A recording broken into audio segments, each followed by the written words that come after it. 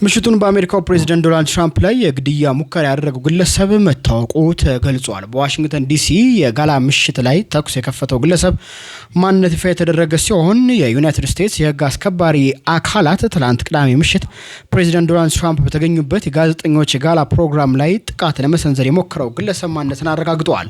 የፌዴራል መርማሪዎችና የፖሊስ መረጃዎች እንደሚያመለክቱት ተጠርጣሪው የ31 ዓመቱ የቶራንስ ካሊፎርኒያ ነዋሪ ኮንሬል ቶማስ አለን የተባለ ግለሰብ እንደሆነ ተረጋግጧል።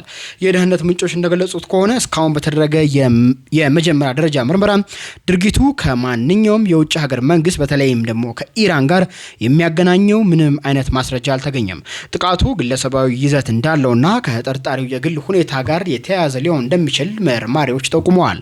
ተጠርጣሪው የመግቢያ ፍተሻ በኩል ጥሶ መግባት ወደ አዳራሹ ሲያመራ በሴክሬት ሰርቪስ አባላት እንደ ተገታ የተገለጸ ሲሆን ግለሰቡ ጥቃቱን ለመፈጸም አንድ የሽጉጥ መሳሪያ ወይም ሻትገን ሽጉጥና በርካታ ቢላዎችን ይዞ እንደነበረ ፖሊስ አስታውቋል።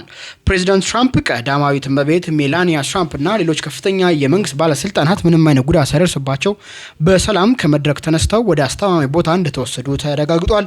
በዚህም በአሜሪካው ፕሬዚዳንት ዶናልድ ትራምፕና በአመራራቸው ላይ ከፍተኛ ድንጋጤ እንደተከሰተ ተገልጿል። ተጠርጣሪው ኮራል ቶማስ በቁጥጥር ስር ውሎ በሆስፒታል የሕክምና ክትትል እየተደረገ እንደሚገኝ ተሰምቷል። እንቅስቃሴ የሚያደርግበት ሰዓት ተኩስ እንደተከፈተና ጥቃት እንደደረሰበት ነው የተገለጸው። ለፈጣንና ወቅታዊ መረጃ የፎሎ ምልክቷን እንድትጫኑ በትህትና ጠይቃለሁ። በቀጣይ የመረጃ ጥንቅር እንገናኝ። ቴንክ ዩ